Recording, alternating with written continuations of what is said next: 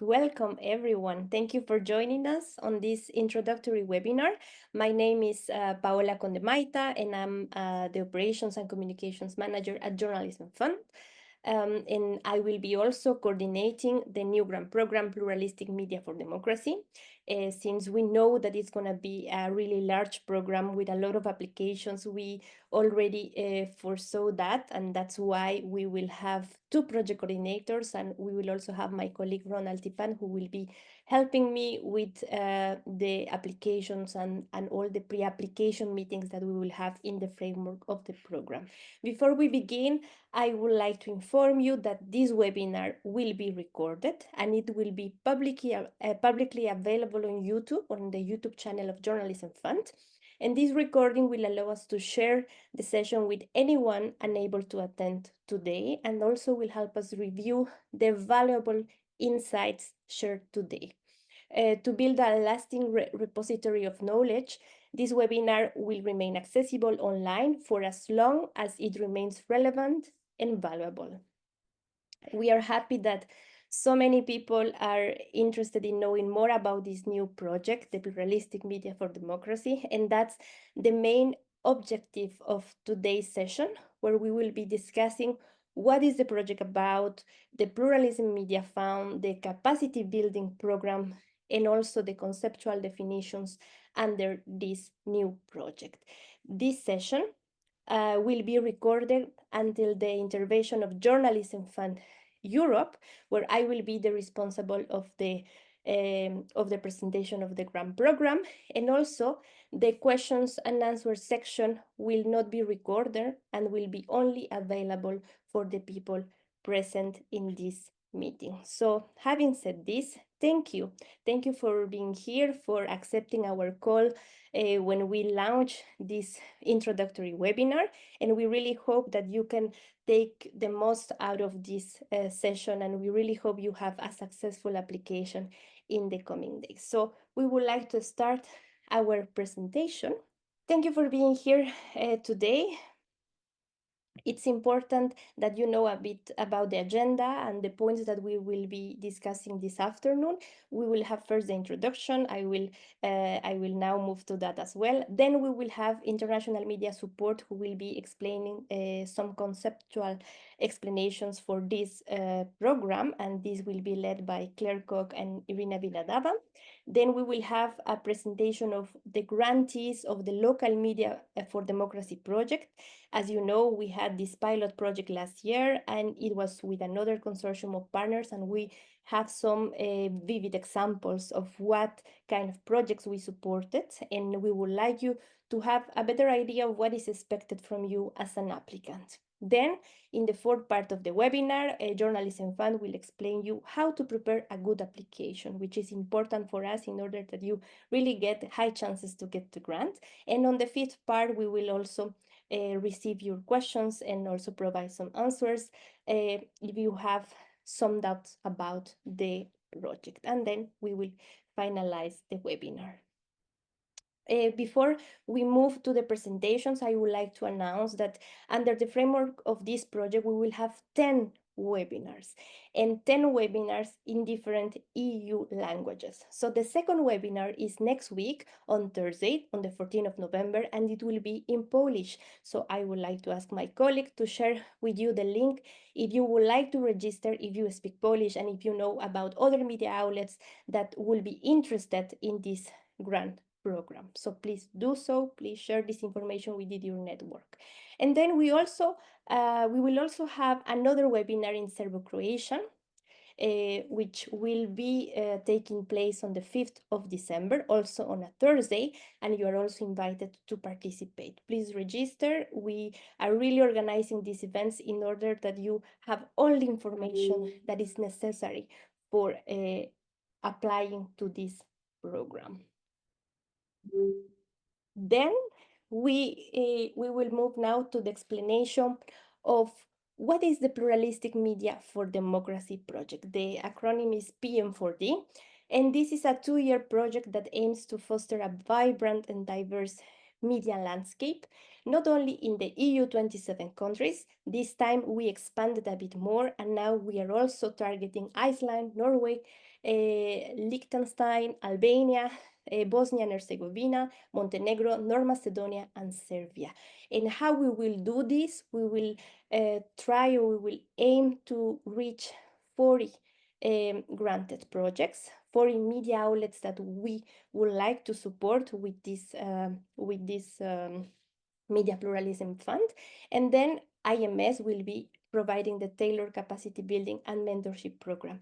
And the accumulation of all these things will also have, as a result, a repository of knowledge where we would like to encourage the knowledge exchange and networking. The consortium that composes this new project is made of two organizations. First, Journalism Fund Europe, who is the consortium leader, and then we also have international media support.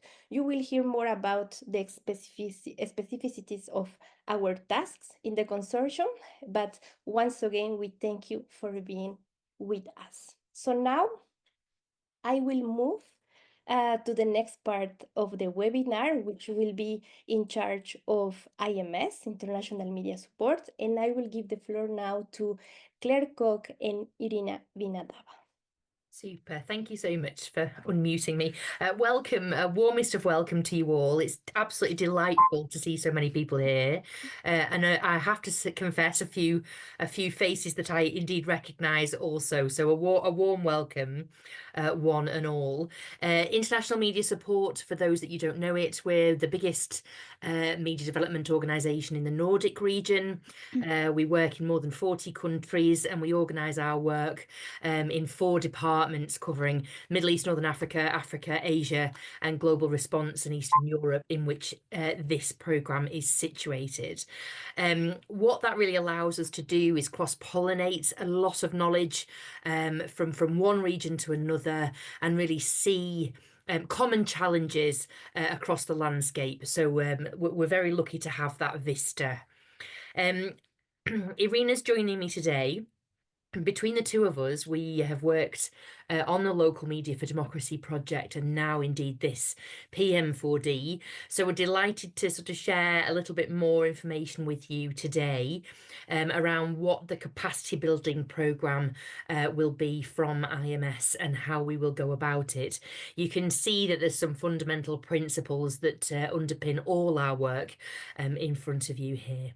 We'll keep it nice and brief. I'll pass the word to Irina. She's just going to explain a little bit about the past experiences from LM4D. Well, we are building on the experience of local media for democracy, and now it's expanded more in terms of geography. As you noticed, it's not only EU 27, but additional countries. I saw the question in the chat about Kosovo. Maybe Paula or Ron can answer it while I'm talking about other priorities. So it's more bigger geographical areas that we cover with this program. The focus remains on news deserts. You see the definition in the bottom of the slide of what is understood by news deserts. So it's basically where there is either lack of independent public interest media, or there are groups of population, of audiences which are not served. And that's so basically that includes the lack of plurality of high quality public interest information, geographically or community based, or in terms of marginalized groups. So with this, I just need to highlight again that this program aims at small and medium-sized public interest media operating in news deserts. You will find in the eligibility criteria that you count as small and or medium size if your annual turnover is under 1.5 million euro. But most importantly, you just have to be independent editorially and financially and operate not at the national level. But then the details are in the eligibility criteria. Then for this round, for this program, we know that there are many problems and we will not be able to solve all of them, but we would like the applicants to focus on at least one marginalized group in the area that your project will be targeting. So we ask you to avoid projects aiming at general broad public and focus on one specific group or several specific groups. Claire will explain it a little bit more. Then, like local media for democracy, we're also encouraging you to innovate. Again, Claire explained what we mean by innovation, but what's important, and this program is not for general operations or doing business as usual. It's for you to try something new, something you haven't done before, and which will make your media organization stronger long term and will serve better or more audiences. As with local media for democracy, we will be focusing on trying to track and measure impact that the projects have on the communities and also on your media organization. By this, we want to really increase this plurality of public interest information available. Then we will do our best, like we did last time, to create a safe environment for all of us to share. I myself come from media field. I am an experienced media manager and media entrepreneur, so I do know the pains. And together with Claire, we will try to really create this bubble, if you want, where you will feel encouraged and comfortable sharing with each other know-hows, ideas, problems, solutions. It worked really well with local media for democracy. We hope it will continue. Finally, but it's very important that we are upholding to diversity, equity, and inclusion values across the program. And again, Claire will explain a little bit more about that. Claire, back to you. And next slide. Thank you so much, Irina. It really was very inspiring to be part of the LM4D, and I can already feel, how exciting this is going to be involved in this for another 2 years to come. So just briefly from us on this side, and as Irina said, we're both practitioners, but I also have a lot of experience assessing applications for many, many different funds. So we really felt that it was most useful for you today for us to just potentially demystify some of the terminology that is in this call so that you can hear it in our own words, what the essence of those is.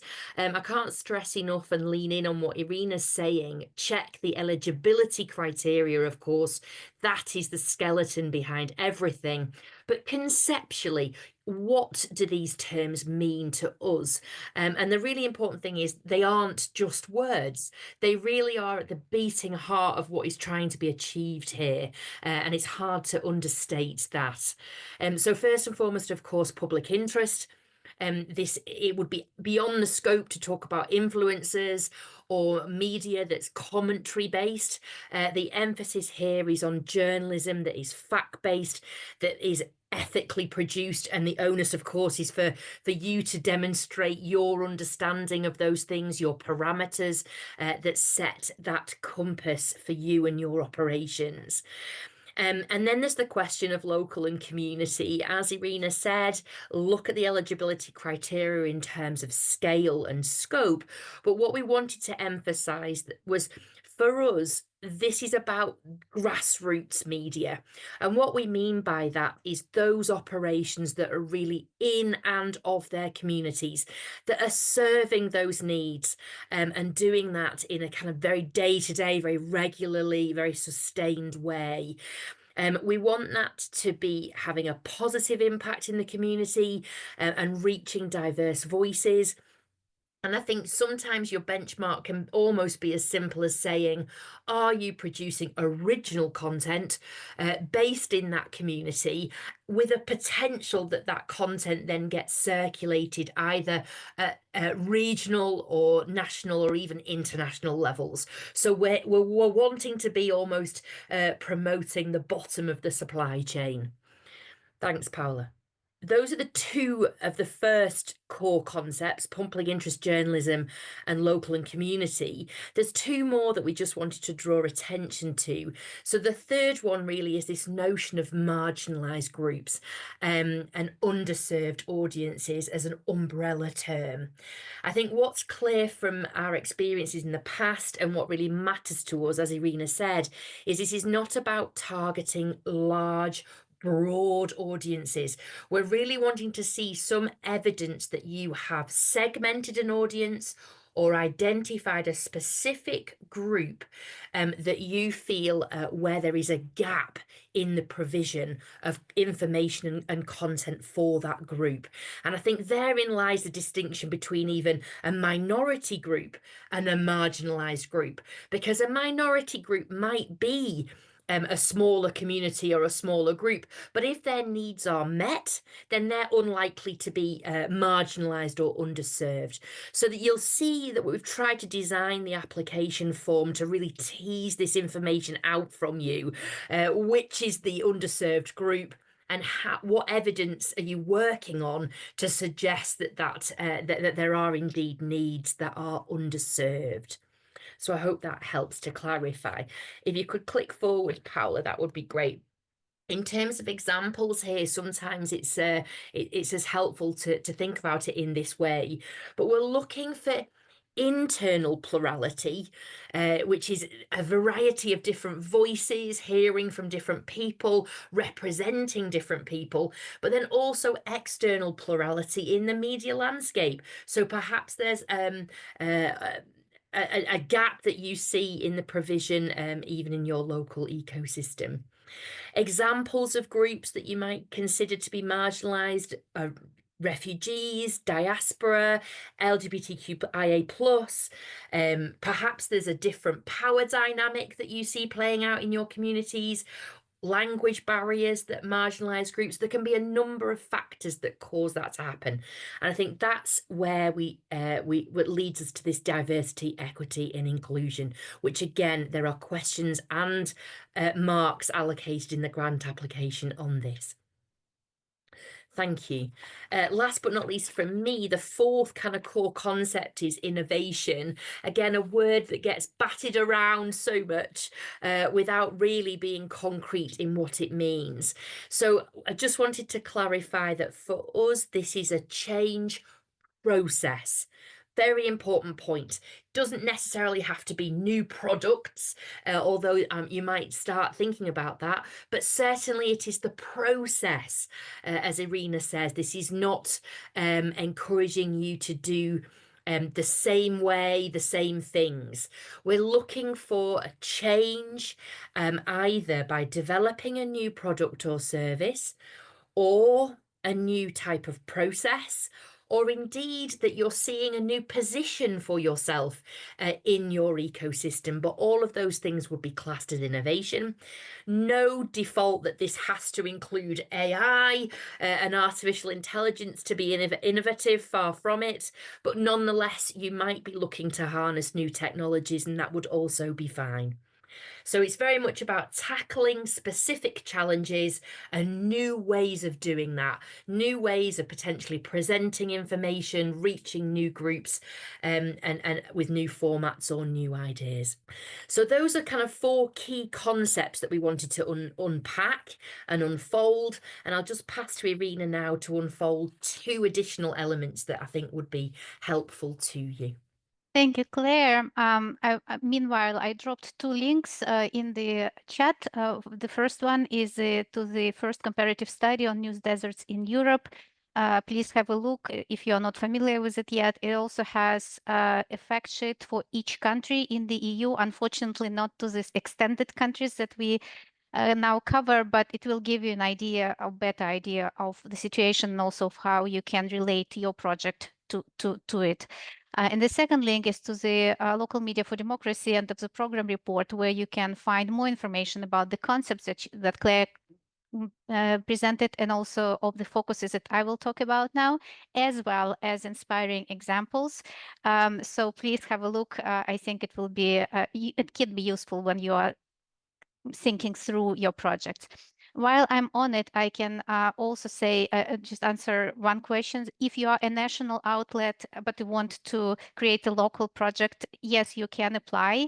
Moreover, we have Clotilde later today who did something similar with Local Media for Democracy, so you might learn a lot from her. What we try to avoid, though, please keep in mind, we don't want to see so-called parachuting journalism, when you from the capital or a big city will cover something happening somewhere. We want this be grounded in this community. So that's an important notion. Please remember that. And yes, there was another question about whether the working class can be a marginalized group. Yes, absolutely. Again, just think, how do you define it and how do you justify it? So it has to be a clear call to a jury. Remember, it's not us who will be judging. It will be a group of people who will be doing it by reading your application. So you have to be very convincing. So with this, just very briefly, two cross-cutting focuses of the program. One is impact. So in the application form and throughout the program, we will be focusing on what impact your projects will be having on your target groups and your media organization. Therefore, we want to go beyond what and how many you will produce, presumably content or services and products. We want to see what change it might bring. Of course, the long-term change will require time, but the first notions of your goals and objectives can be already there. So therefore, in the application form, you will see a number of questions related to the impact.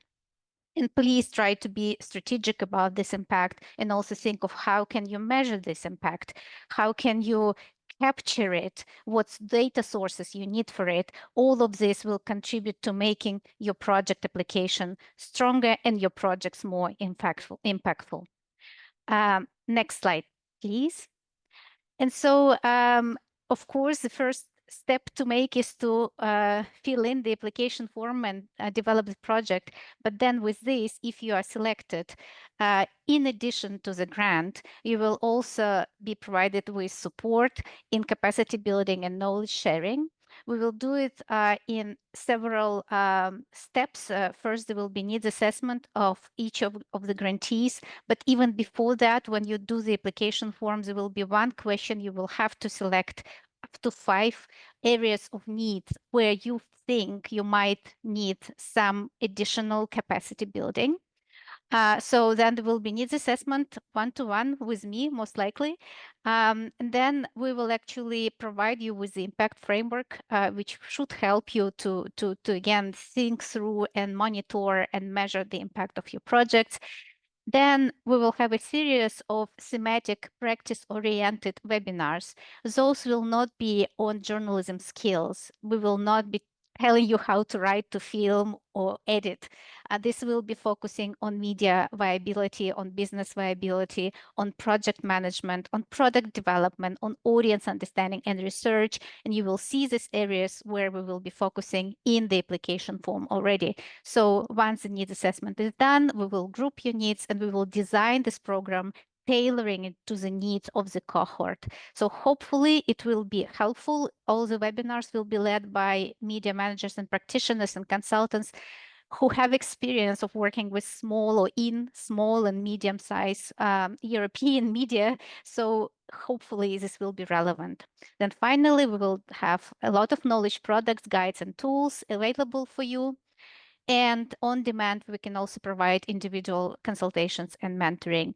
So, but of course, last but not least is that we want you to share the knowledge. And from the Local Media for Democracy, we saw a lot of absolutely brilliant ideas and solutions and knowledge which was shared and which was very useful. So with this, I will stop. We will stop the theoretical part and now move to the practical part where you will hear from two grantees from Local Media for Democracy who will walk you through their experience of applying, implementing, and measuring impact. of their projects. Paula, back to you. Thank you, Irina. Thank you, Claire, for this first introduction and conceptual explanation of what is important and relevant for the pluralistic media for democracy. I see there are many questions regarding the eligibility criteria. Don't worry, we will tackle them in a bit once Journalism Fund is presenting. So now I would like to give the floor to two of our grantees of the Local Media for Democracy grant program. The first one comes from Portugal. He is Nuno Costa. He works at Sul Informação. And he will be explaining us a bit about their project. Then we will have also Clotilda Markova, who is from Czechia, Czech Republic, and she will be also explaining about the project they had with Denik Alarm. So now I would like to ask Nuno, if you hear me and you see me, Nuno. Yeah, here I see you, so I'll ask you to unmute. So now the floor is yours, Nuno. Hello, everyone, and I think everyone's listening. And thank you for the invitation to present our project. As Paula said, I work for Sul Informação. It's a regional newspaper in the south of Portugal, covering the Algarve region. We cover the region as about half a million people. It's a region that has different space occupation, let's say. Near to the sea, we are talking about cities that live on tourism. In the interior, it's more difficult to find big cities. They are small municipalities with trouble getting access to news. Also, there are not many news outlets over there. So this was the kickoff for our project to help these people that they live in this underrepresented areas by news media to have a voice. Starting on that. Just to give an example, until last week, one of those municipalities called Alcotim, that has less than 4,000 inhabitants, didn't have a place that was selling newspapers. So this is what we are dealing with. We thought that even though we have a strong position, we are an online newspaper. I forgot to say that, but even though we have already a strong position in the Algarve news scenery. Of course, we are a small team. We are a team of 6 people. It's not a big team, and the region is quite big to cover. And sometimes we cannot know. It's difficult to know what's happening everywhere. So after finding these needs of the audience and needs of the newsroom, we thought that how can we find a way to first of all know what's happening in this underrepresented areas of Algarve, and at the same time, how can we know, and then how can we manage this information in an easy way that doesn't become overwhelming for the journalists to get a huge load of information that might be relevant to cover or not. So what we developed, it was a chatbot tool. I don't know if I can share my screen. I'll try to share my screen. Okay. Do you see? Yes. Are you seeing that? Okay. So this is a chatbot tool that when you access the website, it's available here, and it asks you, do you have news for us? And after you activate the conversation, I'm not going to do all the process, but after you click here to start a conversation, it takes you to WhatsApp. That is a tool that is really used here in Portugal. A chat, it's the most important chat tool here in Portugal. So it takes you to WhatsApp, and the automated chatbot will make you questions. And those questions are basically the questions that a journalist needs to evaluate if that information is worth making, worth covering. Let's say, when it happened, who are the people involved, what happened, do you have pictures of it, do you have videos, do you have documents, so we can evaluate what are the what's happening in those territories.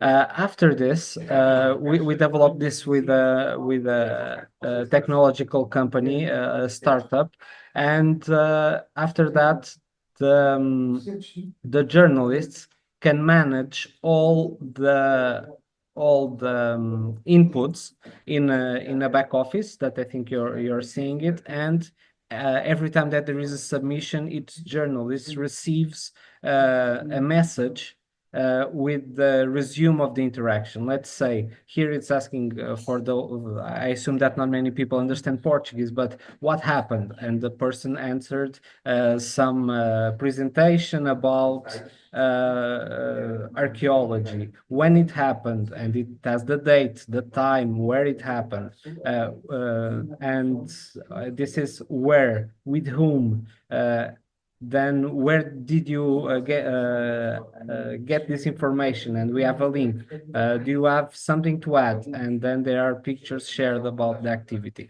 This is just an example. Then to measure, we developed a dashboard where we get where the interactions are coming from. Then you can manage the time, you can the period that is being measured, and where are the inputs. For example, that town that I said, Alcotim, has some interactions. So this is basically the base of our project. I'll stop sharing. And I don't want also to be exhaustive. Also here looking at the guidelines of what should I say. Well, main results and impact. The fact is that we started to get information that otherwise we wouldn't. That's important. That's quite important. Also, we could evaluate better if that information is worth covering or not. Also, sometimes this information was arriving using email, and the email was not complete. So this is happening here. People were writing, but we need a lot of information that this automation gives us, that information that we need, like because someone might say it happened this here in this place, but when it happened. So this interaction gives us this all these answers, and it's it's a good impact. That's a tool that gives us more information without increasing the workflow and the work of the newsroom. And the overall experience as LM40 grantee, it was great. It was really helpful. Not only because we otherwise we couldn't implement this project. We wouldn't have a way to finance this project on our own, especially being a technological project with development many hours. This is in the first phase. Then also like putting hours of our journalists to produce content from these underserved areas. So that helped us a lot, and this was something that I remember that we wrote in our application, that otherwise small media like we are, it would be impossible to implement something like this. Recommendations for a strong project application. I don't know. I think the what was already said here, it was what we tried to do in our application, identifying a need of the audience, a need of the newsroom somehow, and how can you answer to the need of that specific audience. I think I covered it. I covered it all. Thank you. Thank you very much, Nuno. Thank you for your presentation, and mainly thank you for sharing how was for your media outlet to be part of the Local Media for Democracy project. So now I would like to give the floor to Clotilda Markova, who works for Denik Alarm, who was also part of our second cohort of LM4D grantees. And now, Clotilda, the time is yours. Let me just unmute you. Hello, everyone. Thank you for having us. It's really heartwarming and it's nice to see you all. So to introduce our media outlet, we are a progressive online daily based in Prague, with all the content accessible to everyone for free, as we are a community-fueled media. Our team counts around 15 people, and we focus on topics such as domestic politics, climate, culture as well, working conditions, or feminism. We have 8 podcasts and 2 regular video shows, and also run our own book publishing house. And less than a year ago, we stepped forward and set up the first regional office in northern Bohemia, which is the project supported by Journalism Fund. As for our audience, it's defined by the content itself. It's people of all ages across the country searching for informed contextualization, text based on values of equality and solidarity without prejudice. Yeah, that's briefly about our media. And as for the project idea, it didn't come from nowhere. We had been thinking in this direction before we found out about Journalism Fund and about this grant opportunity. We knew what we want to do, and most importantly, why. We knew that if we want to cover regional problems truthfully and also drag them into spotlights, that we have to step into region physically.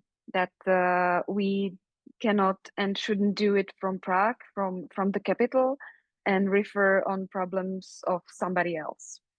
The appearance of this grant or program somehow proved us that we were on to something important, something that had been discussed not only within the team, within our editorial office, but also outside on the, let's say, worldwide level. We realized that the same thing all at once, that the proper regional journalism is on decline. For example, here in Czech Republic, and I guess it's very similar in other countries too, the regional journalism fund is on decline, and the newspapers are disappearing, or those who stay are mostly full of maybe advertisement and tabloid-like content, and we wanted to change that.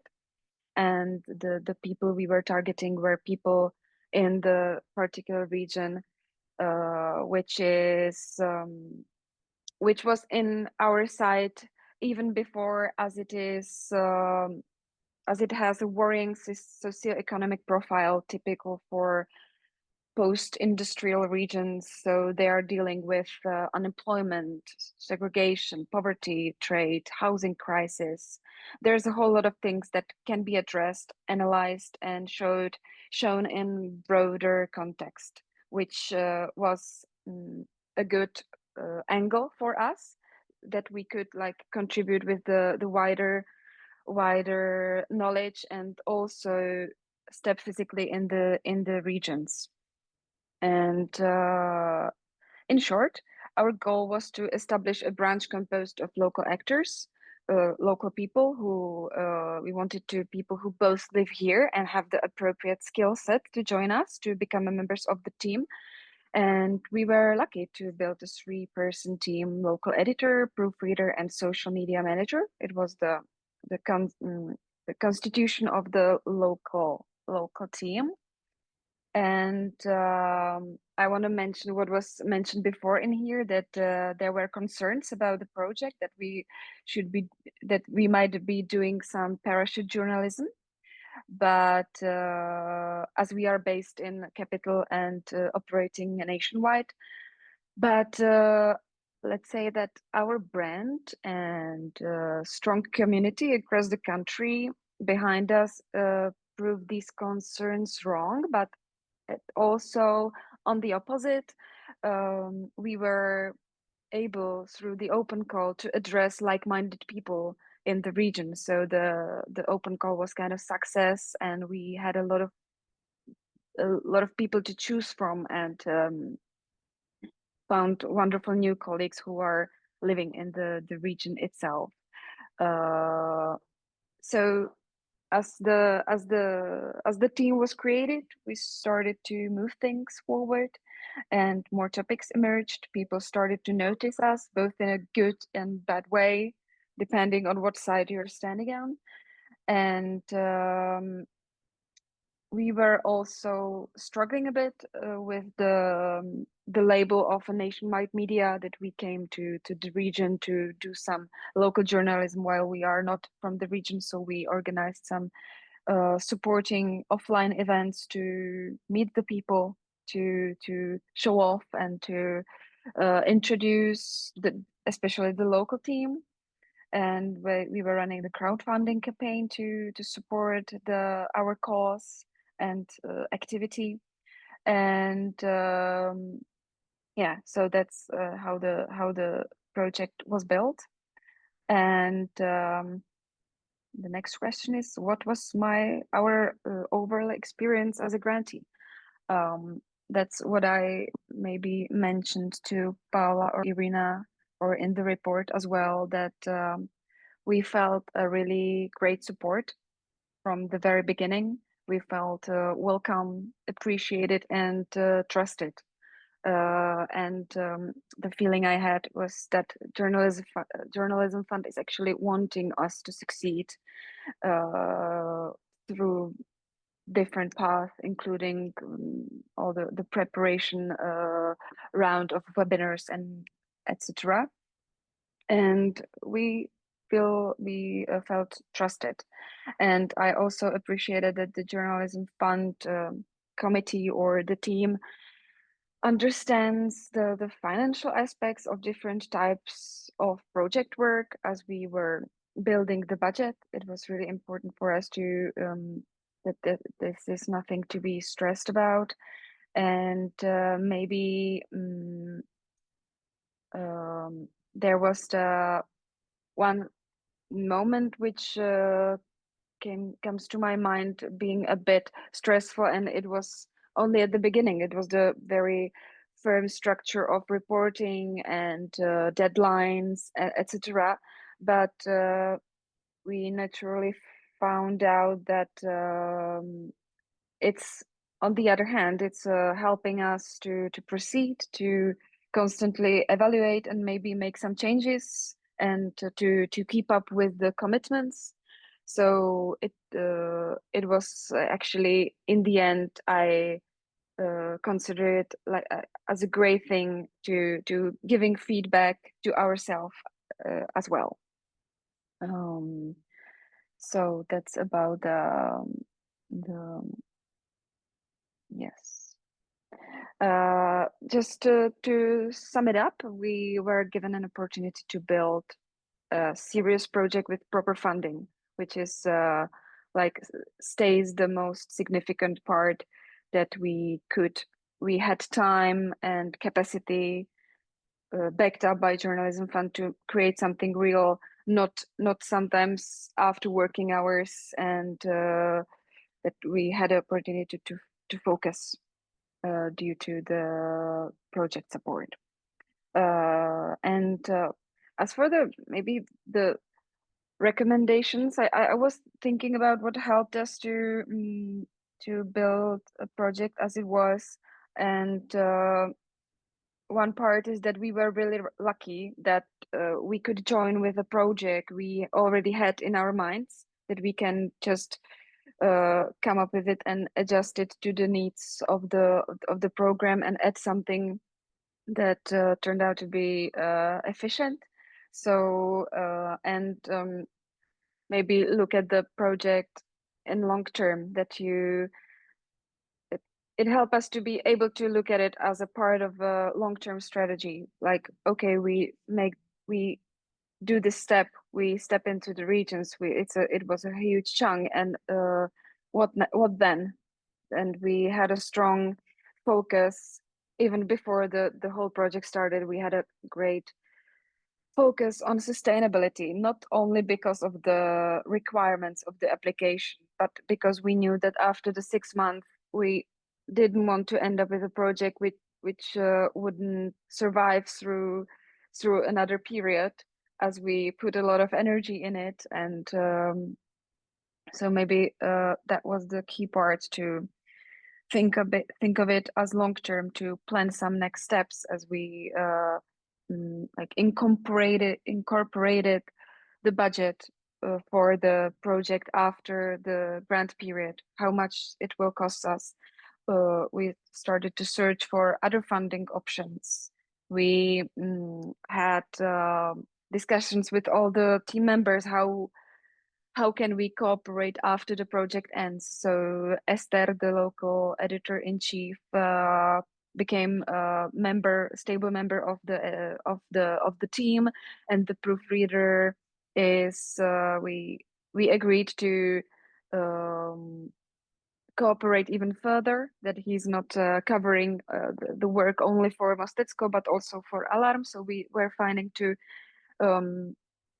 we were trying to find some sustainable ways how to keep the people, because we are like all our, let's say, actions are based on the team members. That's what we have. That's we don't have anything else to focus on than the people.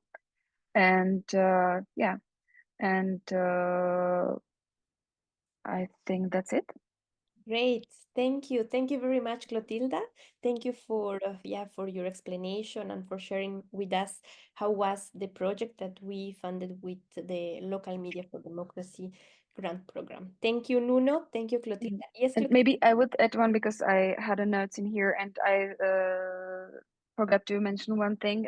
About a month ago, we ran a survey for our donors, and it turned out to be a big call for us to keep going this way, to continue in Mostecko region, and to maybe get to another regions as well. So it was noticed by our readers and our supporters, who are appreciated that we made this step. So we are now evaluating the survey and deciding what to do next. Okay, perfect. Thank you. And I think that addresses and replies to the question that we had from Luisa. Okay, so thank you. Now we will move to the next part, that is about the grant program. Okay, so now it's the Turn Up Journalism Fund Europe that is the consortium leader of the Pluralistic Media for Democracy project. So our mission is to strengthening democracy across Europe by facilitating independent cross-border investigative journalism, connecting donors and journalists or media. So for this grant program, we will be 2 project coordinators. As I said at the beginning, it will be me and also my colleague, Ronald Tipan, who will be coordinating the program. And if you have further questions, if you need a pre-application meeting or extra information via email, you can write us. But what is the Media Pluralism Fund? That is basically what was the equivalent of the media funding scheme in the LM4D program. This grant program has 1.4 million euros available to support local and regional media outlets, also investigative journalism newsrooms, public interest news organizations, that operate in news deserts or areas experiencing strained media pluralism. Our aim is to have at least, or as a minimum, 40 media outlets that can have this financial support, and we really hope that we will reach this amount, or maybe more media outlets can make use of this fund. Before we move forward, I would like to refer to the research project report that was made under the framework of the Local Media for Democracy project. In that project, we were 4 consortium partners: the European Federation of Journalists, International Media Support, and also the Center for Media Pluralism and Media Freedom in Italy, and Journalism Fund Europe. And the university, that in this case was CMPF, they prepared a research project report. And this report was published in February this year, and we encourage you, strongly encourage you, to use this document in order to use all the information that you have here regarding your country to sustain and to argue why your media outlet is in a news desert. This is very important for us and for the jury in order to assess all the projects, and also in order to prioritize which countries are in most need of this type of funding. So my colleague Ron will share with you the link on the chat, and you can already save it. If you didn't see it before, you can save the link, because this will be very useful for you in order to give more contextualization of your project in your country. Then we move to the eligibility criteria. As I said at the beginning, and as also Irina mentioned, this grant program is open to only legal entities registered in one of the EU 27 countries, or the countries that are here written: Iceland, Norway, Liechtenstein, Albania, Bosnia and Herzegovina, Montenegro, North Macedonia, and Serbia. So all these countries are eligible, and you have to be registered in one of these countries. It's important to know that one legal entity can apply like in one project, and it's not that per call you can like have 3 applications. No, one legal entity has one project, and that's it. If you are rejected, let's say in the first deadline, you can reapply for the second deadline. Yes, but we won't accept a legal entity applying with 5 projects in the same round. Okay, so that's important, because I saw that question before. It's important for us also that the legal entities have a turnover of less than 1.5 million euros, and they are not part of a group of consortium that has a consolidated turnover that exceeds the 3 million euros. That's also an important aspect. And once again, the eligible proposals entail to benefit the public, especially local communities and marginalized groups whose interests are best served by quality, ethical, and pluralistic local media. I saw a question regarding this on the chat, like it could be that you are registered in Denmark, but your audience is outside the countries that outside of the countries that are eligible for this grant program. This could be an issue for the jury, because you have to remember that we are receiving the support from the European Union. This project is funded by the European Union, and we will have other donors as well, but at this point it's only the European Union, and that's why we also need to stress and to highlight this aspect of contributing to the citizens living in the European Union and the eligible countries of the grant program. So try to also keep this in mind, because the jury will consider this aspect in the evaluation process. There will be two deadlines, one in February, on the 13th of February, and the second one on the 12th of June. Both deadlines are next year. And the total available amount per call will be 700,000 euros per call. The novelty of this grant program is also the way the jury will evaluate the applications. We have some grant criteria that this time we specified also on the grant details. My colleague will also share that link with you on the chat. And what is very, very important for us is the relevance of your project. That's why I was referring to the report of CMPF, because that document can serve you as a guide for the information you need for this part of the relevance of the project. This part has a minimum pass score of 20, and the maximum will be 35 points. Then that's the only section that has a minimum pass score, as you can see. The second section is about quality of content and activities. You have also the specifications on our website. You can read it carefully. Then we have the project management part of your project. We need to know how you will manage the project, if you have the capabilities to do so. This is important for us that you explain this on the proposal. This will have a maximum score of 15 points. And then we have the innovation and sustainability. I think one of the questions that someone asked to Clotilda was about that. What did you do after the project? How did you manage to sustain the project and to continue with the project? That's also something we would like you to think and to include in the proposal, because it's for us important that you already foresee this kind of aspects. The overall threshold will be of 70 points. That means that all the applications that have less than 70 points won't be discussed in the jury meeting. So how is the procedure? The jury receives the overview of applications, all the eligible applications, because as project coordinators, we will check if each application is complete regarding the documentation, the minimal requirements, and so on. But then if the jury, once they will fill in the whole evaluation, we see that there are many projects that don't pass and then they don't exceed, or they don't reach the 70 points, then we won't discuss these projects in the jury meeting. We will only discuss the projects that have more, or well, at least 70 points. That's important for you to understand. But anyhow, we will provide you with the feedback, as we always do for all our grant programs. The eligible cost for funding. So the grant program can cover personnel and operating costs that meet the following cumulative conditions. They have to be directly attributable to the project.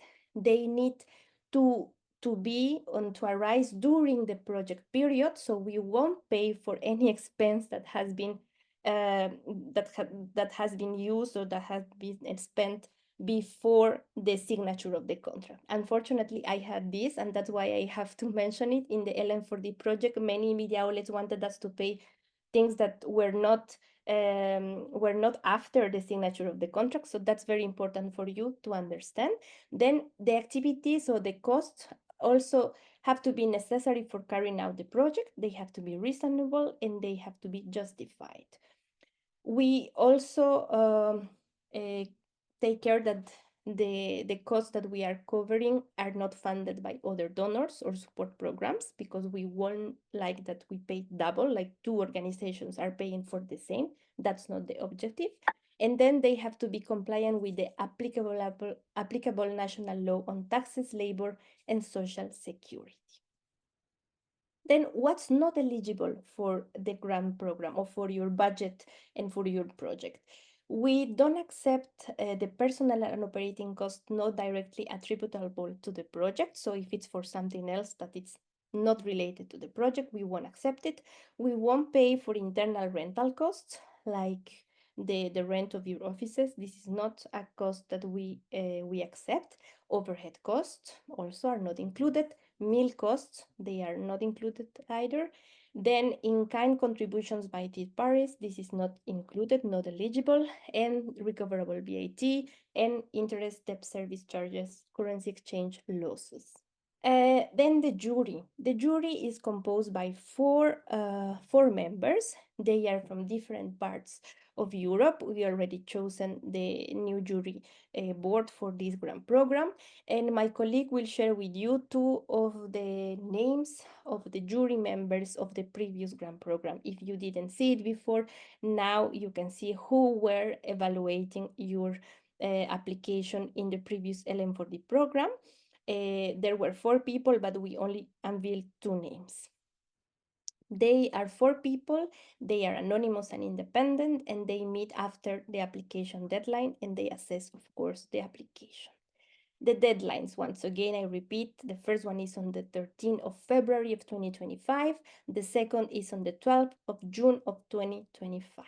The online application form, here you have like a short overview of how it looks like. It's a bit different than the LM4D application form. It has this time 6 sections. The first one is about the applicant information, more about legal entity information. We will ask you the documents from your legal entity, the financial statement, and so on.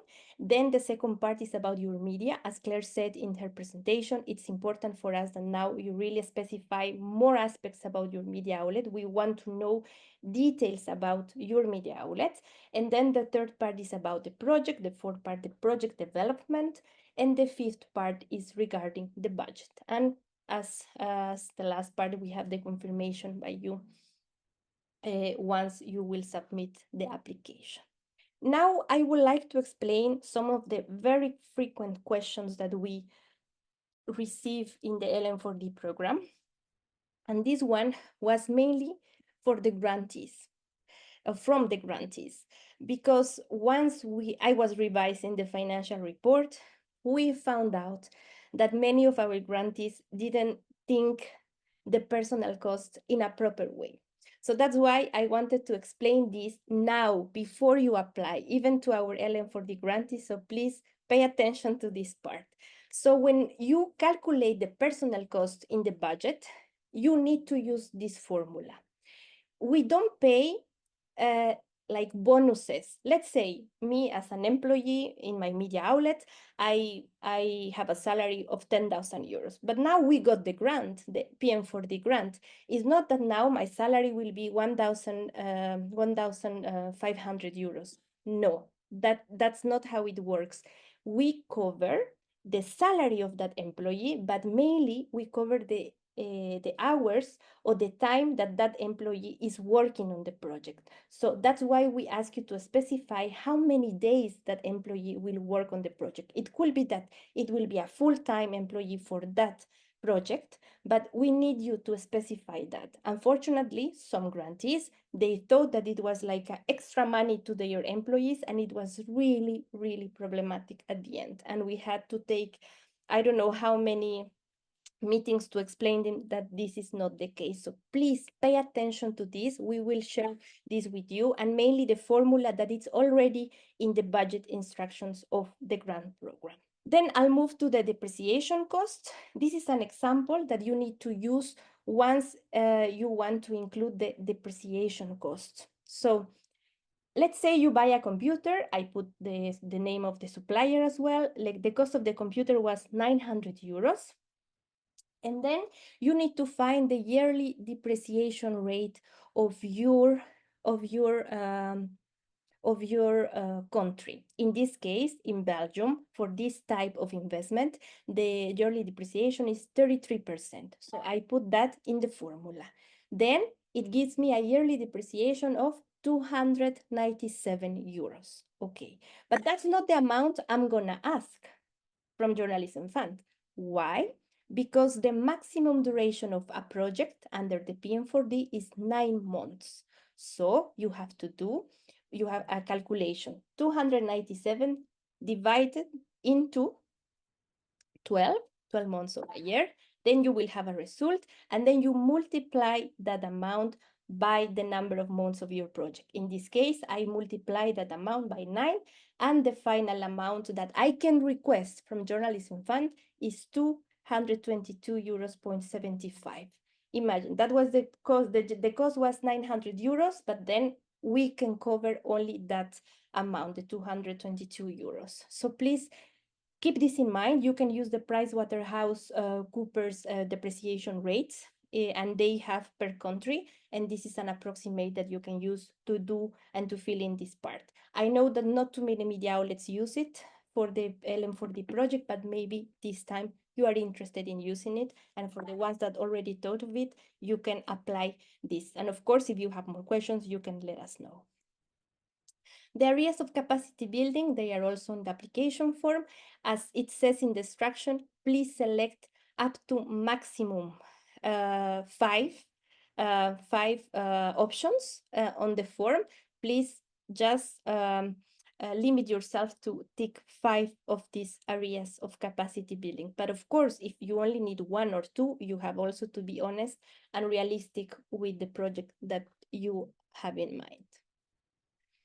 Then I share with you the QR codes to the online application. You can register on this. My colleague will share those links also with you on the chat. Then you can create your account on our application platform. And then once you log in, you can access directly to the Pluralistic Media for Democracy form. And don't worry, because that's the same for now PM4D. Even though it says local media, it's Pluralistic Media. Don't worry, you can use the same link. And the pre-application meetings, you can book a pre-application meeting with us. You can scan this QR code, or my colleague also will share the link on the chat. And yeah, I think that's it from our side. I hope it was short, but I didn't see the time passing by, but let's see. And now, okay, I would like to close the session here. I would like to thank Irina, thank Claire, and also Nuno and Clotilda.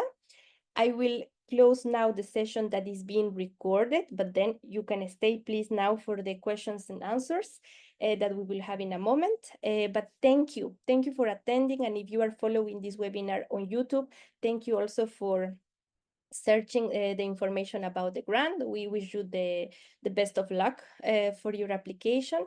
And yeah, don't forget to also attend to the webinars in different languages that we are offering in the next weeks. Thank you, and then bye. See you next time.